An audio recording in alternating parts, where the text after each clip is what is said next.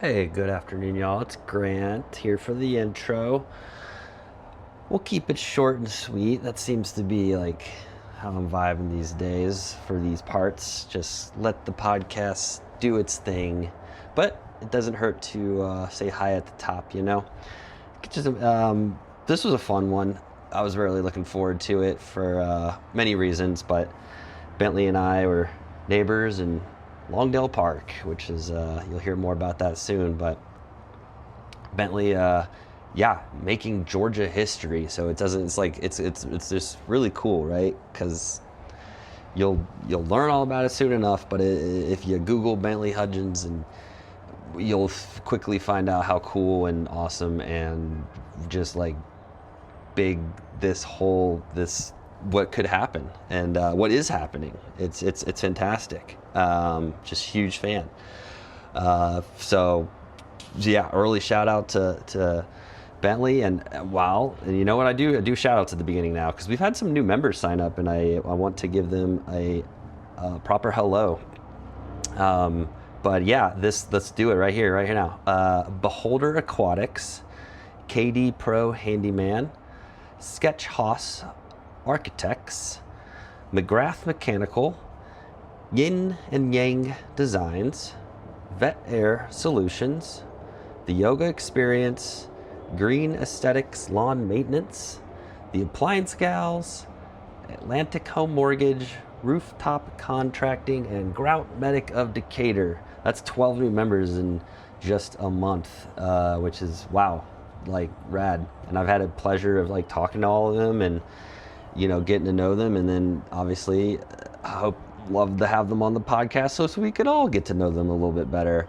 I'm back bankrolling a lot of these. I think that's the right word, but I did one this morning with Charlie from Sea Grain, all about woodworking. Savannah's coming on the night.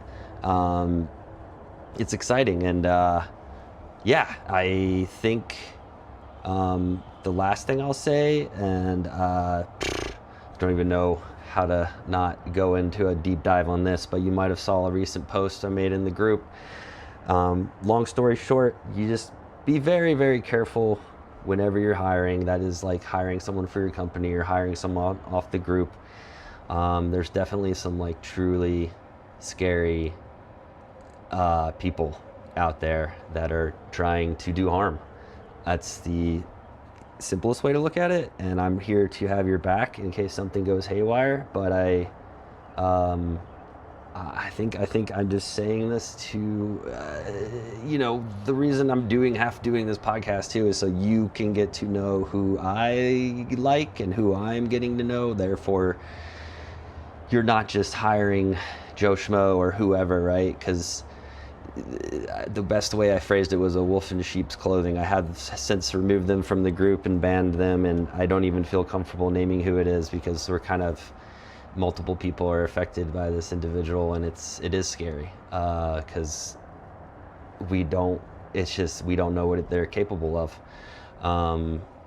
So you just gotta be careful, and and I got some cool things in the books, even more ideas rolling in my brain to do safety is really kind of my new end goal here. If I can provide a safety net, so if for whatever reason, that's kind of my goal. I realize I'm saying this in a you don't know what I'm talking about kind of way yet, but you will soon. Summer 2026 Shmooze is coming to, and there's a new thing coming. I don't know. We'll leave it at that. All right, ready to get into it? I am definitely ready. All right, so without further ado, let's give it up for Bentley Hudgins, and away we go.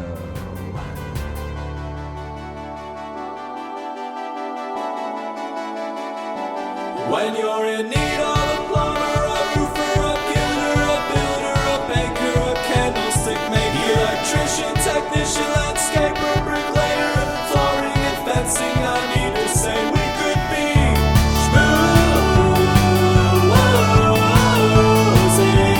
We could be schmoozing at the Southern Shmooze. This one's red. Here. Is that okay? Yeah, I just worked. Okay. Is mine red? Mine's red too. Oh, okay. Yeah, but I just tested it and it sounded great. Cool. Sounds good to me then. Okay, cool. Let's start with the day. Yeah. That's how I try to remember to do these. June 2nd, on a Tuesday evening. This is the second evening one I've done, which is fun. But we're on our back porch, and we have Bentley and Clarence again. Hi, Clarence is back Clarence. for round 4, maybe. He's been on quite a bit of these. Yeah, are you the special guest? Do you have anything to say? You're smiling. Okay. Clarence is the dog, just to reiterate. Oh wow, got the beautiful sun coming through. This is delightful. How's your day going? It's going really well. Thanks for asking. Mm-hmm. It's nice to be here, back talking to a neighbor. Yeah, it's been. I mean, we've chatted over the years, but it's been a minute since I've seen you in person. Yeah, it's been a minute. We were neighbors in Longdale Park, so shout out to Longdale Park. You still live there. Uh-huh. I have since moved to Grant Park. However, fond memories of Longdale. It's in East Atlanta, like Flat Shoals, Boulder Crest area. Is that sound accurate enough? Yeah, right next to Gresham Park. Yeah, I think we were there for like almost 5 years maybe, but still neighbors in the sense of like just down the street. Yeah, just down the street. But let's do intros. Yeah. I mean, everyone knows me. I'm Grant. But hey, let's say, would you like to say a little bit about Sure, yeah. You? Yeah. So thanks for everyone who are tuning in. My name is Bentley Hudgins. I use they and them pronouns. I'm the Democratic nominee for Georgia's 90th State House District as of May 19th. Woo! I am a voting rights expert, a human rights organization leader, and a union member. And I'm also the proud parent to Avi and Bo, my cat and my dog. And I am engaged to the most wonderful man ever. His name is Robert. And so, and I have a beautiful garden. That's about Perfect intro. Best one yet. Wow, so much to talk about. It's exciting because there's so many. You're busy. I like Just a being little busy. bit. Everyone everyone I talk to is like busy, which busy is good because that means like you like what you do. Yeah. I don't even know where to start. I mean, we can start with the obvious. Like, congratulations. Thank you. So everyone listening is going to really quickly find out how much of a doofus and noob I am at like learning about all this because I like to vote, right? I enjoy it. I voted in the last one that was just like a few weeks ago, but obviously quite a bit to learn because I couldn't vote for you. I didn't see you on the ballot, but that's normal. I've learned. Because we're in different districts, even though we're neighbors, but that just is what it is. Yeah, the Republicans love to gerrymander and change the districts all the time. But you've won the nominee for the Democratic State House. Yes. Yes. Got off to a great start. Yeah. And that's for...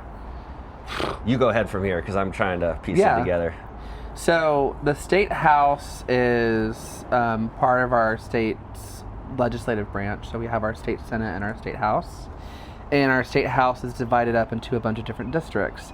Fun fact, this neighborhood used to be covered by the same house district This as neighborhood? Longdale. Oh, okay. Back in the 90s when Senator Orrock was in the state house. And so we are neighbors, and historically could have been represented in the same district.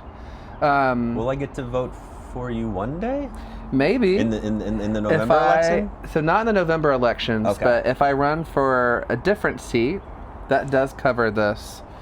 Yay. Maybe when they, we'll see. Something that a lot of folks may know of, but may not know exactly kind of the details, is that our governor called a special session that's going to start the day after the runoff elections. So the runoff elections are June 16th on a Tuesday, and because not all of the primaries are done yet. So like lieutenant governor, insurance commissioner, secretary of state, labor commissioner.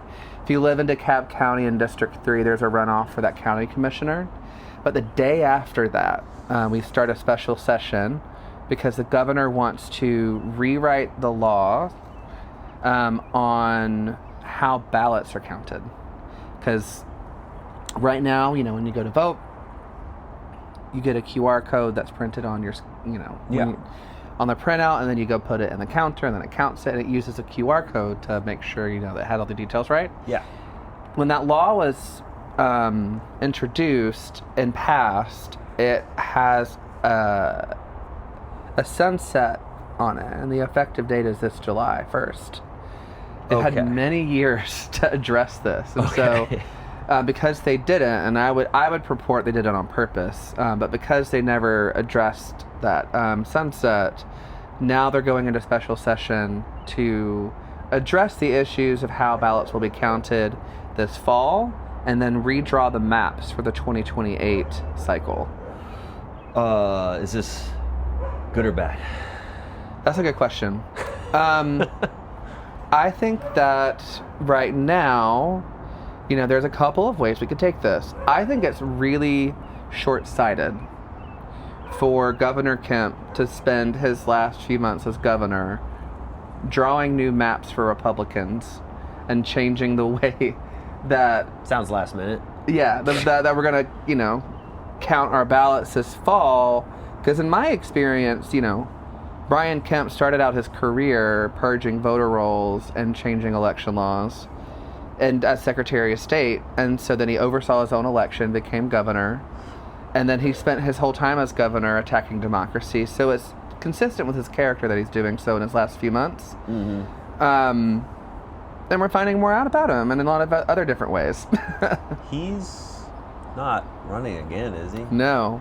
So this is his, he's using his final days to rig maps in favor of Republicans and cause disruption in the election system. And so, and in a perfect world, we'd have an independent redistricting commission that is nonpartisan, that draws things in a contiguous and fair way. And then our ballots would be counted in a very secure way. Like they are, the way that we count ballots is secure. There's no reason for us to change it right now. It seems fine to me. I mean, obviously, I'm just talking like a dude that just goes there and I'm like, yeah, this seems legit. But I mean, it seems good to you too, which is nice to hear. I mean, all they have to do is change the sunset date and extend that, so we have more time to maybe address some concerns. But I mean, honestly, there's been a very calculated effort over the last several years after Trump lost in 2020 to cast doubt on election integrity. And so, I think this is just the beginning of the many different ways that people in power, both at the state and the federal level, are going to try to sow discord and cast doubt over elections and disrupt what's going to happen this November. Yeah.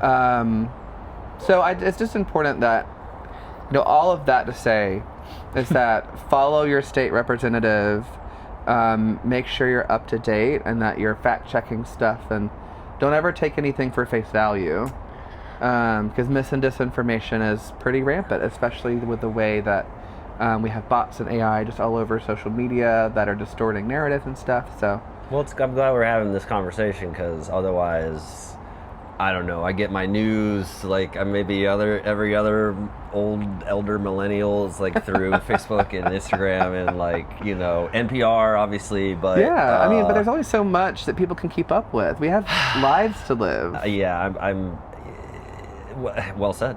I mean, yeah. So I hope this I think this will be very fun and to chit chat about all this stuff that I'm super curious about.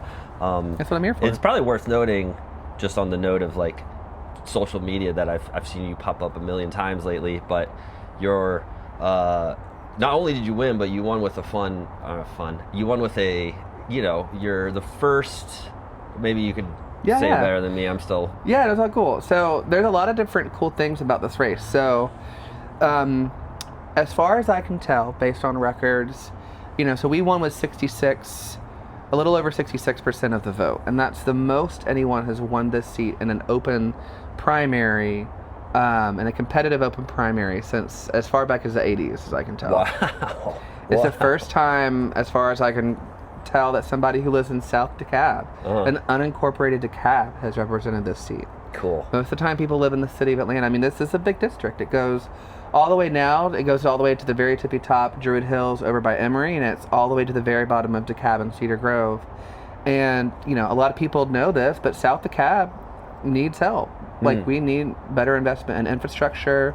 The same water that runs brown in my neighbor tap runs brown in my water. Yeah. Like, you know, the power will go out for days on end for us, just like it does for everybody else. And so that's, you know, one of the lived experiences that I'm bringing up. I'd be the first Japanese American elected in Georgia. Wow.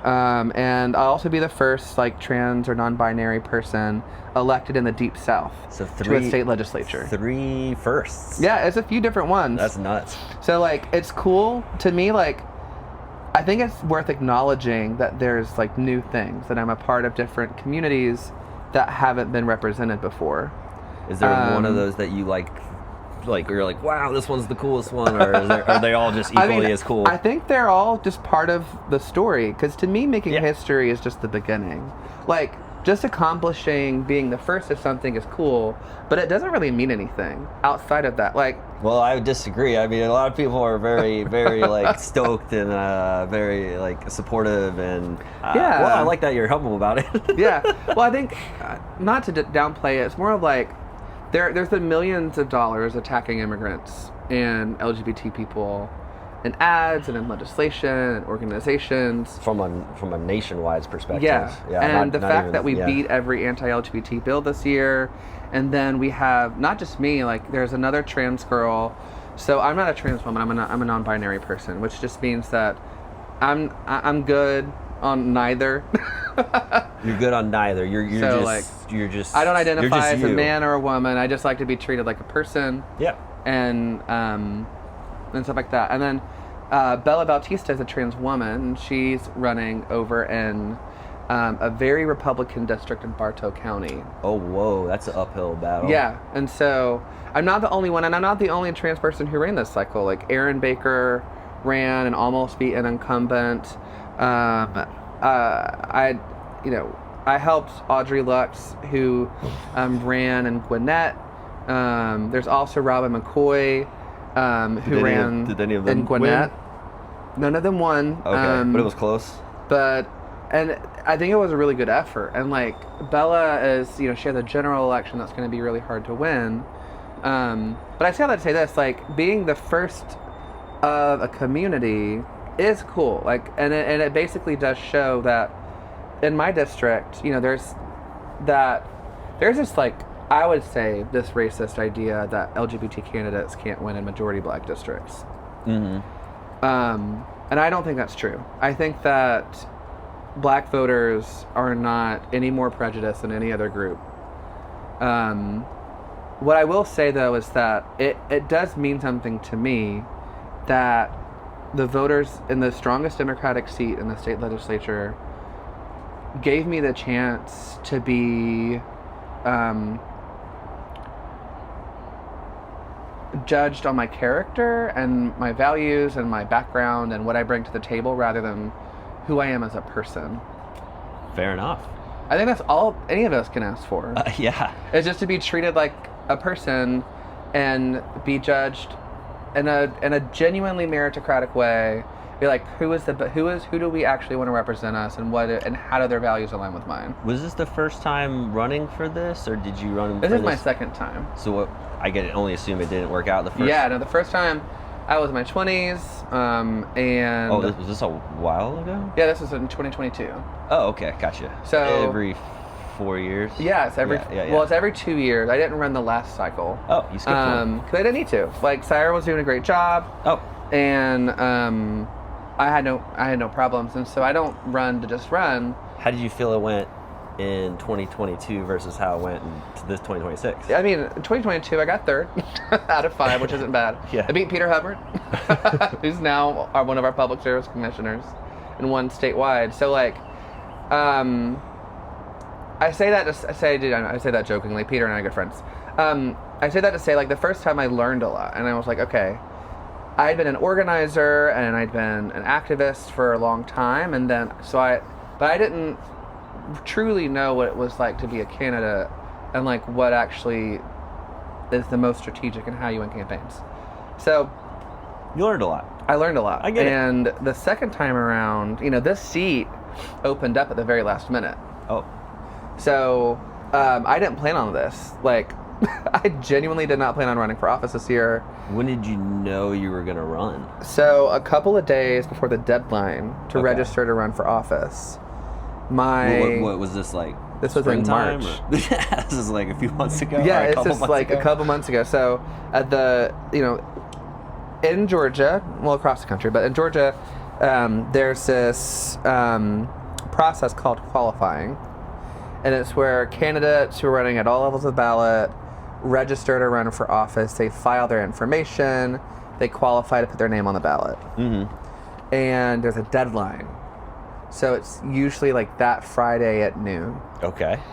And on Wednesday morning, the incumbent in this seat announced through the AJC that she would no longer be seeking re-election for her seat, that she'd be running for a different office. Wait so last minute. I don't know. Well, and then we see that she's, our state senator retired and she's running for that seat.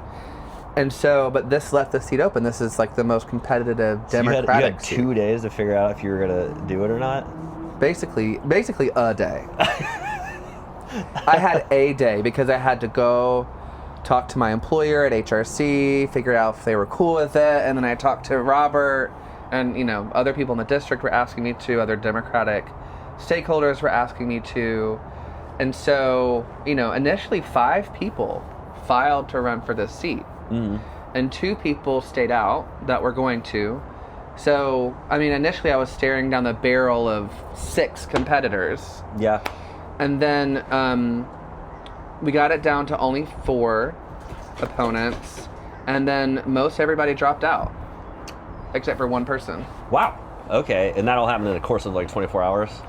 Well, the dropouts happened over the course of the rest of the primary, so that happened through March and April. Gotcha. Who was your competitor? Or who was your running mate? Or what's the word? So, there was initially Howard Mosby. His sister's Madeline Archibong. He used to serve in the state legislature for a long time. And Matt Nursey, who is a friend of mine, who is in DSA, had qualified, and they just wanted to make sure that they had somebody in all these open seats.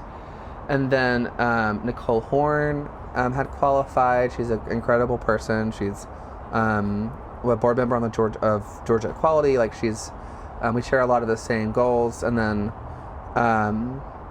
Lisa Stafford, who lives in Gresham Park and was the Gresham Park neighborhood president. And so, and then there was me. Yeah. And so the first person to drop out was Howard. And is that something where somebody is just like, initially they're like, yeah, this sounds great, and then they're like, wait a second, I'm up against all these people, like I'm gonna have to just bow out early? Maybe. I don't know Howard super well, so I don't, you never really know why people decide to drop out. But Howard had a different business opportunity. Matt just decided to support me. Nicole had family health issues, and so then it was down to just me and Lisa, and I was able to earn most of the vote, and so that's how primaries go. Gotcha. And then this is one of the elections. Obviously, there's another one that you're up for in November, and that's the big one. Yeah, that's the general. So that's when it becomes official. But I can vote in that one, obviously. But you're not going to be on my ballot. Yeah, I think you'll have Kim Schofield in this seat. Oh, okay. Yeah, and so Kim's great. So Kim, yes to Kim. Yeah. Okay. Kim, every Democrat, yes. Well, not all of them. But this seat, that I'm running for is 95% Democrat. It's a really strong Democratic seat. So basically, whoever gets a primary nomination in the primary election is gonna win. unless, bar a disaster. And so this November, on November 3rd, is a general election day, and I do have a Republican opponent. Mm-hmm. So I still have to beat her, right? Like, I still have to win. How do you feel about that? Feeling good? I do feel good, but I'm not going to take anything for granted. Like, a lot of my friends are joking that I'm, like, doing too much because this is such a heavily Democratic district. But I think it's important to, like, earn the trust of every voter, regardless of whether you think you're going to win or not. Because, to me, I think state representatives are supposed to be accountable, accessible, and trustworthy. Yeah. Like, I joke about, when you run for office, you want to be three kinds of people. Okay. You want to be someone that people would feel comfortable trusting with a secret. Nice. Someone that they feel like they can go snatch a coffee or a beer with, and would want to do that. And then the third one is, would they feel comfortable letting you babysit their kid for an hour? Ooh, I like all of these as a person in general, but yes, that makes sense. Like, if you can pass those three things, that usually means that people would feel comfortable trusting their tax dollars with you. Sure. Because we care about our tax dollars, and we care about where they're going. Yeah. And so, when you're running as an elected official, to me, from the advocacy world, it's been like, we're entrusted at the state level with a multi-billion-dollar budget. Whew. And we make decisions on how those dollars are spent. And right now, after 20 plus years of Republican majority, their priorities have been way out of whack. Speaking of that, I guess maybe a segue or so, but yeah, the November election, we get to pick our vote for, like, Keisha's going to be our Democratic nominee for governor. Johns and Warnock are... Yeah, so Warnock's not up this year, but it's Ossoff for the state senate, for the U.S. Senate, excuse me. And then we have Keisha for governor. The lieutenant governors are in a runoff right now for the nominee. And then we have Tanya Miller running for attorney general. Our secretary of state candidates are duking it out in a runoff right now. I mean, we have so many things, right? We have, like... And I say that to say, like, this is exciting. Uh-huh. Because even though there's a lot of things on the ballot, I just encourage everyone to do their due diligence and read out, but just to vote Democrat from the very top of the ballot all the way to the bottom, because we could flip the state legislature and the seat of power. Because the last... John obviously won. Warnock obviously won. Stacy lost. Yeah. Because she was the last one to run against Kemp, right? Or yeah. Am I getting my facts right? Yeah, you're right. Yeah. And so do we feel better about Keisha this time around? I think the state in general is in a better position to vote for a Democratic governor. I mean, the Democrats outperformed Republicans on the governor's ticket by 150,000 votes. Really? Yeah. Okay. So I feel very good about our chances in November as long as we, like, focus and unite. Because I don't believe that we have to be completely consistent across the board on our priorities as Democrats to be able to work together. Okay. Like, I am admittedly incredibly progressive, right? Yeah. Like, I believe we need a worker-centered economy where working families have a fair shot, where, the things that should be public goods are universal and accessible to everybody, like education, healthcare. We should have better housing support, like, better infrastructure for public transportation, all those different things, right? So, I might have a quick caveat to that, just to tie it into the schmooze. Yeah. What's your, and this is going to be the broadest of general questions, but what's your stance on our small local businesses? Because, like, obviously I'm very passionate about supporting all, however I can, right? For the schmooze is basically like, I'm trying to recommend businesses I like. I'm here to give work to businesses, regardless of if they're in Atlanta. I'm here for you. Do you have any things on your agenda that are beneficial or helpful, or I don't know? Is there anything in that world that you deal with? I mean, I can say right now that, I think it is not sustainable for businesses to be required to provide health care to their workers. That is a huge expense. Yeah. When in actuality, that responsibility belongs to the government. Okay. And they've passed the buck on to business owners. And so, expanding Medicaid and looking at a single payer system in the state of Georgia and innovating in how we provide health care so that this doesn't have to be required to be provided by an employer of certain sizes would be a huge relief to small businesses. I couldn't agree more. I think also that there's a few different things, right? So the plans are kind of comprehensive, right? Like investing in better infrastructure and like prioritizing multimodal transportation and pedestrian thoroughfare absolutely helps small businesses because more people are coming through the door and more people are like taking the time to live in denser communities where small business have a better shot. Because right now, the way that we've designed our cities and our communities, like people have to get in their car to drive everywhere. And if you're a small business on one side of town and you live in a less dense community, you're going to have a harder time.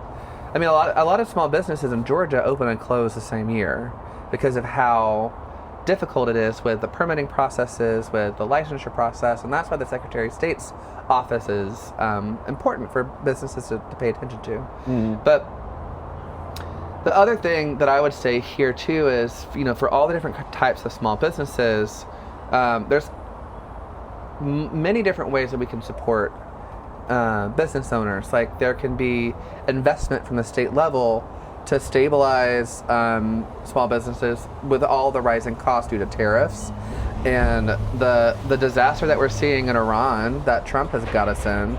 Just this price of oil itself inflating overnight makes everything more expensive.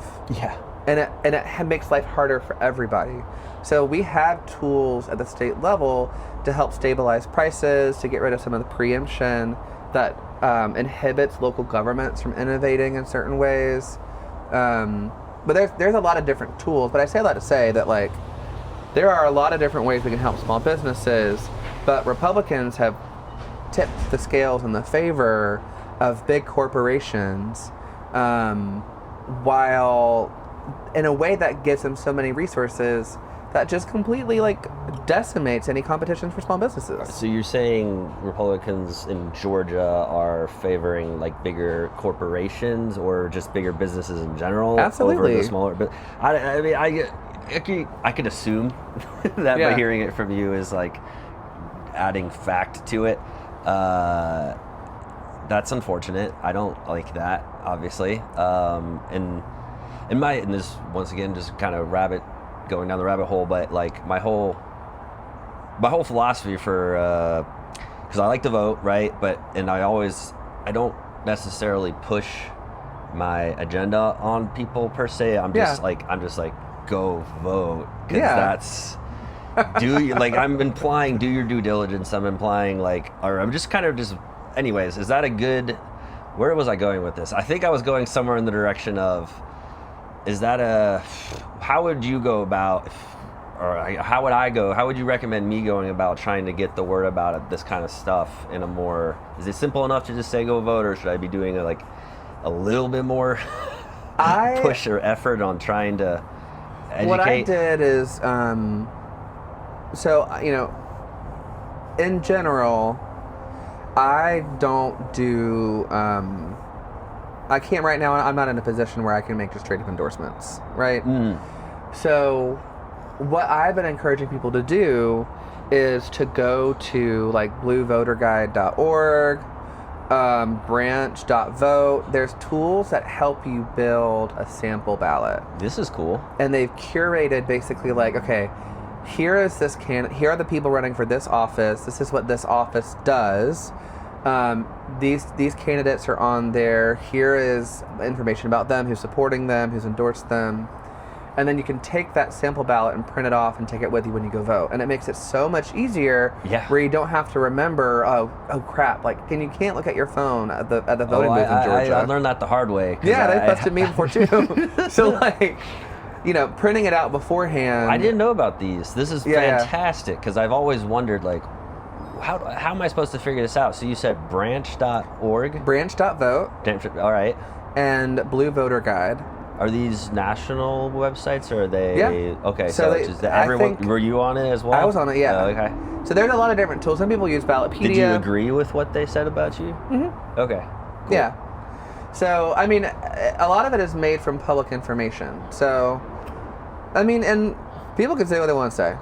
Yeah. Well, this will be Whatever. really helpful because I go to that ballot. I'm just like, I know I like this person, I like this person, but I don't know about these other 10. Yeah. And There's so many judges on there. There's ballot questions. There's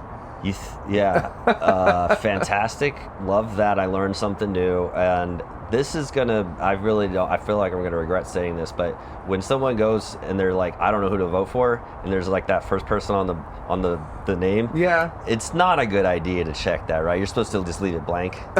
It depends. So like, Okay, good. what I was saying shorthand for many of the contested judge races, not voting for the incumbent this time around was a good idea because a lot of those judges were appointed by Republicans, and I don't agree with their interpretation of the law. Mm-hmm. So, but it just depends, right? So, like, But you can't leave it blank, is what I was told. Yeah, well, you're not going to get in trouble for leaving something oh yeah, blank. no, you don't have to vote for every single thing. Right. You won't get in trouble for like leaving an answer blank. It's not. I'm just trying to figure out if it makes more. It just feels like if you don't know, you shouldn't just cast a vote out willy nilly. If you're just like, I don't know, this person's team has a good name. I think what I've always encouraged folks to do is that like, you can take your time. But not when you're like sitting at the ballot box. Yeah. So you can't look at your phone. You can't look at your phone. But you're saying you could bring in a piece You could of bring in a paper that's Okay. basically a cheat sheet. Perfect. I need to do that. So that way it's an open book test, not from memory. Yeah. And because that's what I do. So what I'll do is I have a printer at home, but sometimes I'll just go to like the EAV copy and print. And you go there, you export the PDF, send it to your email, and then go print it out at a printer kiosk. And it's super quick. It makes voting so much easier. Do you have any other helpful tips and tricks for the novice voter as myself? Yeah, I mean, I would tell people to start early. So I would go early vote as well. Okay, I like that. Vote I do in that. person, Yeah. vote early, because if anything, unless folks have like a mobility issue or they need to vote by mail, I encourage people to vote early and in person because it gives you time in case there's a problem with your ballot. Oh yeah. So for whatever, because sometimes people Which will is rare. probe to election day to like, oh, you went to the wrong polling place, but it's like 6:30 and you thought you were at the right place and the polls closed at 7, or Right. like you for some reason on election day you don't feel well and you just can't make it out, or whatever the thing is. Like, Yep. it's always better just to get it done and over with. I just like it because it's more fun. Yeah, I like voting early. It's yeah, fun. voting early is good. And like, given a lot of the mess that's probably going to happen this fall, it's going to be more important to vote early. So mess was referring to this earlier thing you were The talking different type about. of like far right attacks on elections. Oh, are you prepared for whatever they're gonna? I'm prepared as I come can at? be. Yeah. I mean, in 2024, there were like far right actors calling in bomb threats in majority black polling precincts. Great, super fun. So, I mean, when folks got swatted back in 2020 when I worked at the New Georgia Project, like, I had to have a security detail because I was helping protect the vote. So it's something that I'm accustomed to. Don't necessarily if I'm ready for it. It's just like, you can just be prepared. And so I don't say that to make anybody scared. It's more so like, on election day, if anything goes wrong, you can end up waiting in a long line. There's stuff going on, and so voting early and, researching it maybe like a week beforehand, you don't have to rush. just go look, print some stuff out. Yep. Make your selections, bring it with you, treat yourself to a coffee or a treat afterward, like a little snack. That's what I do. Like, every time I go vote, like, I go vote, and then I go get a treat, and then I post my picture, Yes. and then I go back to work. Pretty much in the similar boat. I feel very prideful whenever I'm like, hey, there's a sticker. I think everyone feels that pride. It's like, because that's my way of being like, this is my gentle nudge for you to Yeah. also do this. To me, I call it civic hygiene. It's like brushing your teeth. Yeah. It's something that it's easy to forget to do for some folks, and it's like, but when you don't brush your teeth, shit gets stinky. It doesn't feel good either. You can't go to sleep because you're like, ugh. Yeah. And so, to me, voting is a form of civic hygiene. It's just, I love that analogy. It's like brush your teeth, take a shower, Yeah. wash your butt. I do feel go clean vote. afterwards. It's like, I do feel like a little cleaner. It just ensures that everyone is having a voice, because some people may not think that it's important, but I bet your landlord votes. Yeah, I guess I'm going back a little bit, but you said something along the lines of, or I said something along the lines of, I know you're getting a lot of praise and accolades right now, but are you getting that opposite as well? Like, are you getting attacked or anything? I mean, but yes. So some hateful people are leaving. I guess that was my question. How are you dealing with that? It sounds all horrible. I mean, water off a duck's back. I love that expression, but I don't think I've heard it before. Water off a duck's back. I cannot take credit for that. Jinx Monsoon, one of my favorite drag queens, said that. So it's just like, it really is just water off a duck's back, because like, I've been bullied since I was a child. Gotcha.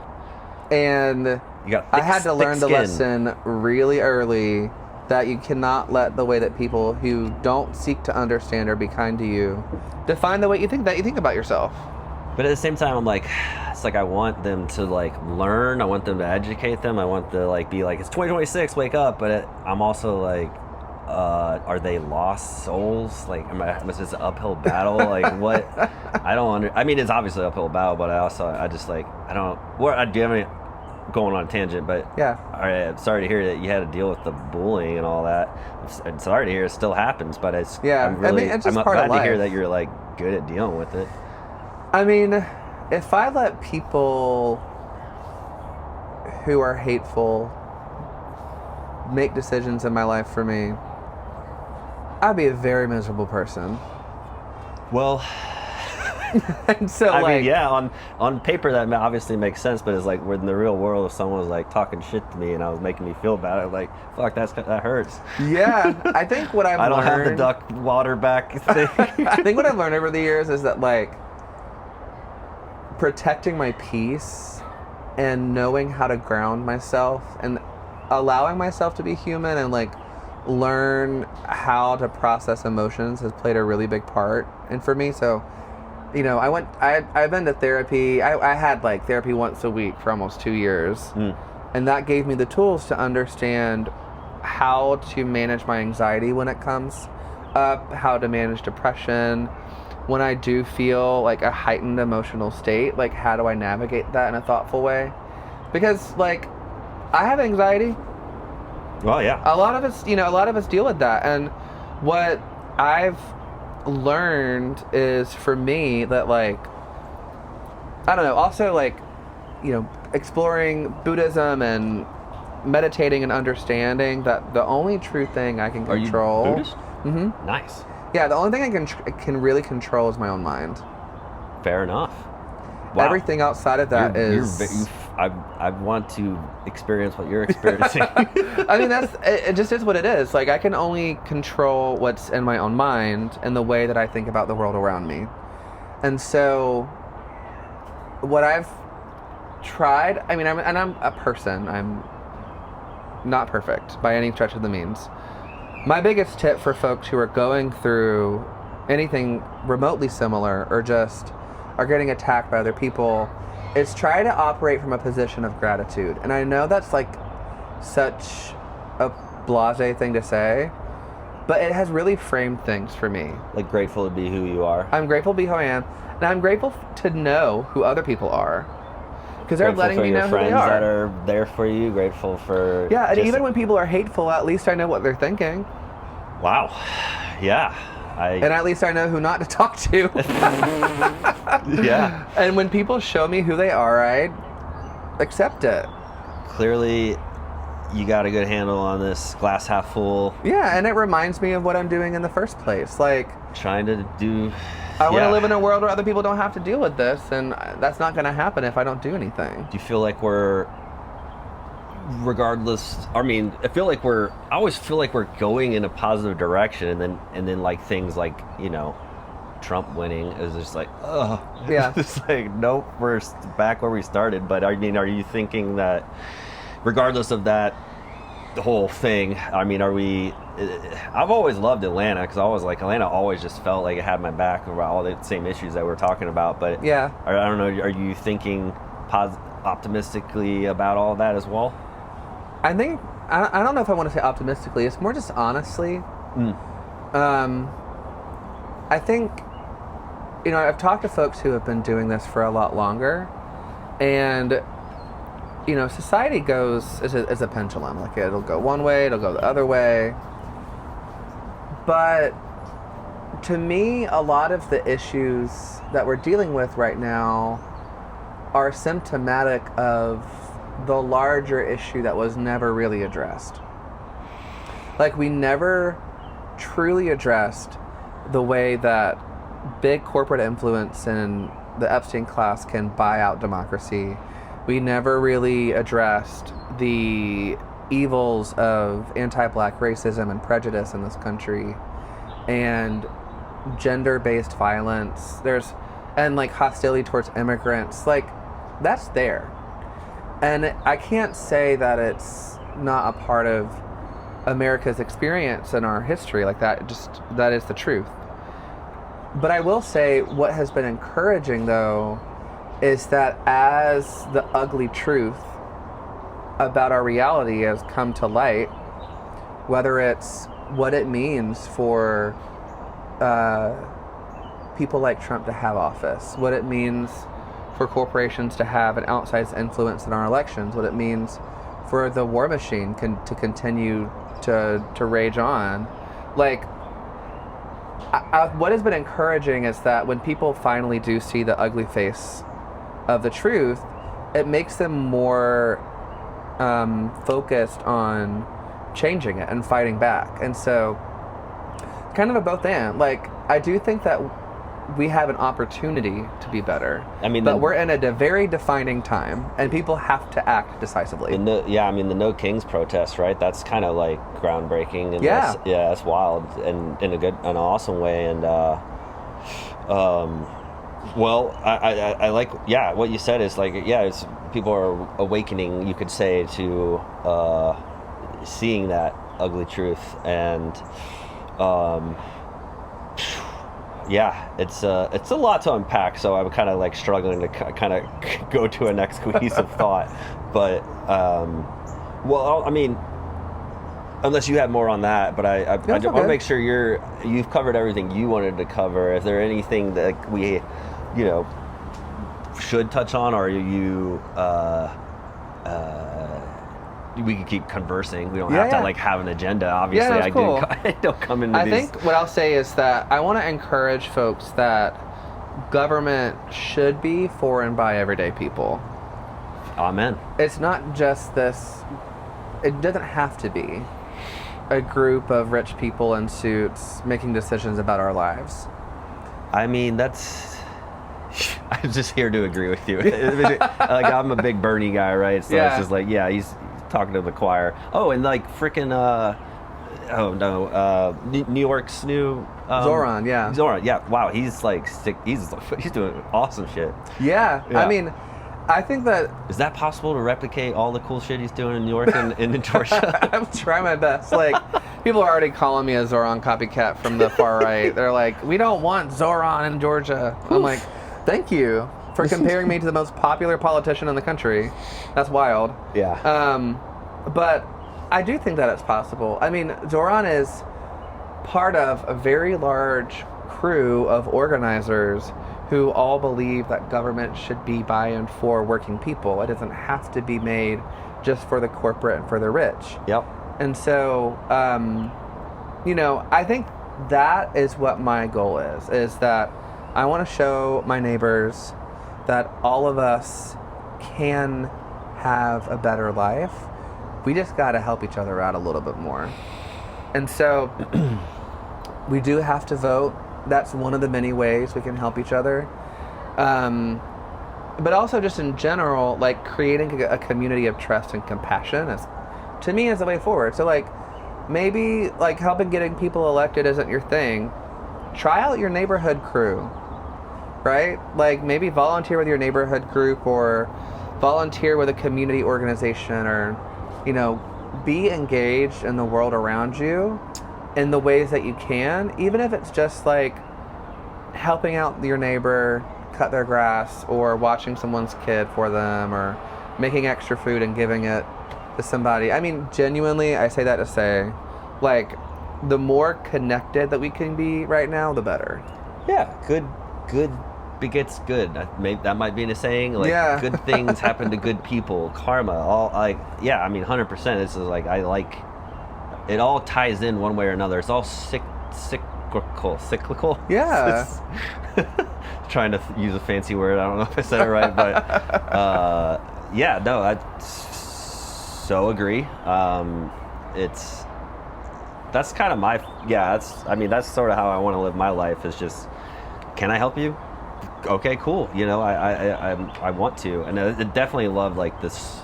Like we have a community WhatsApp group just for our neighbors. Yeah. Where we just help each other out, and it's just like that's. Yeah, I mean, beautiful. and that's what I like about the Southern Shmooze. It's like small business owners thinking of each other and helping each other out, and people who live in the area, like getting the word out about and networking with people to show that, like, hey, here are the ways that you can hire a neighbor instead of a big company.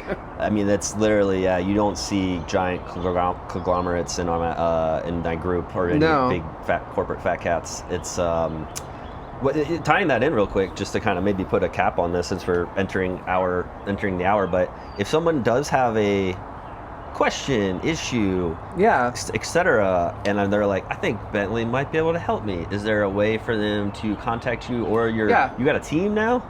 Yeah, so if you want to talk to us or the team, you can go to bentleyforus.com. So it's bentleyforus.com. And my contact information is on the website. Please feel free to reach out to us at any time. You can follow us on Instagram, on Blue Sky. We're all on all the things. Yeah. And so DM me, send me an email, give me a call.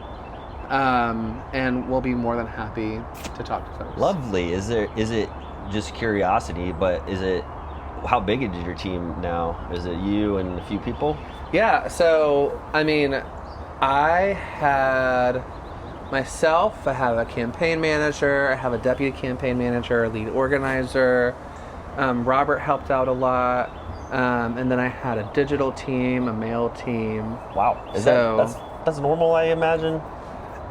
Depending. Like on a primary race that is competitive, it is, if you want to win, you need those things. Right. And then we had like 90 volunteers over the course of the campaign. That's impressive. It's like I definitely did not win by myself. How does one become a volunteer? Yeah, so you can go to bentleyforus.com/get involved, or you can go to our Mobilize page, mobilize.us/bentleyforus. And you can sign up there and find out more information on how to get involved there. That's cool. That's one more thing that I wish I would have. When I say go vote, now I can be like, oh, guess what? You can also go volunteer. Yeah, I mean, I would encourage everyone. Go, hi guys. Hey guys. I would encourage everybody to knock one canvassing packet. Sorry, say that again? So knock doors for one shift. Knocking doors? Yeah. That's still tried and true, right? Yeah, tried and true. Yeah. So like, what's one of the best ways to reach voters is by knocking on their door and saying, hey, what's important to you? I live down the street. Is that what the volunteers usually do? Mm-hmm. Okay. Yeah. So we'll have folks knock a small packet of doors. We'll have people do some phone calls. Basically, whatever is best whatever the most strategic thing, but also like what fits people's different skills, because all of us have a gift to bring. My gift is apparently, just I can post a photo of us and be like, this is, or post a podcast or post or whatever, just to be like, hey, this is like, I'm just trying to get the word out that way, and thankful to my community for like allowing me to, keep the group growing and thriving, but yeah, that's exciting. I'm glad that we didn't leave that out of this, because I feel like that's important. And, I mean, I'd be interested if like the Shmooze wanted to ask the membership, like, what are their priorities? Ask the members of the Shmooze, or what are their priorities? Is like, what are they looking for? Well, yeah, what did they wish do a the state Q&A government? or something? Yeah, if you I'd be like. happy to do it. Yeah. Like, what do you guys want from state government? I'll tell y'all what state government is. Like, do a little background. So like, kind of like a AMA, like on Reddit. Yeah, because I think that I think government should be accessible. I don't think it should be something where people feel like they have to get super dressed up and like, we're just people. Well, clearly, yeah. We're just people. We're not any better than anybody else. So I think that having a conversation with a bunch of small business owners in Atlanta, right? I think that's a fun, fantastic idea. Yeah, I'm and then happy people to can, help you kick it off, or you're welcome to, we can coordinate something to make it work. But seems pretty straightforward. Just people, there's dozens of posts every day in the group, so and it would be nice to kind of change it up and add a little of this to it. Anytime. Yeah, I will say before we close. One thing I wanted to say about helping small businesses I didn't mention earlier is, like, we have to rein in ICE. Okay, yeah. It's one of the things that I'm looking at and figuring out how to do, whether it's the state government or the local government, is deliver, like, small business stabilization grants.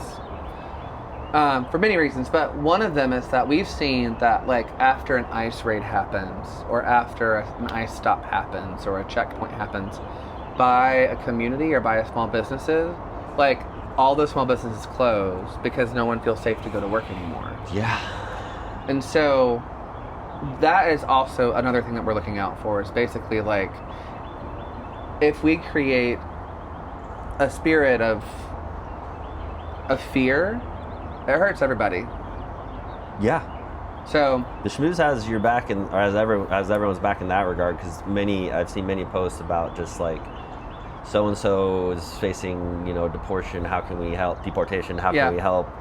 A lot of positive, like, contact so and so at the law firms, and like, that's so with that, in that regard, you'll have a lot of fans on your side, because that's nobody ICE wins. Is not above the law. Nobody wins in this ICE situation. So, damn. When do it's just sad to think about. So, but I at least there's people that care. Yeah. And thank you for caring. Yeah, of course. Yeah. And if anybody ever needs anything, they can please feel free to reach out. I'm always around. Okay. We'll call it there. Yeah. All right. Thanks, y'all. Bye.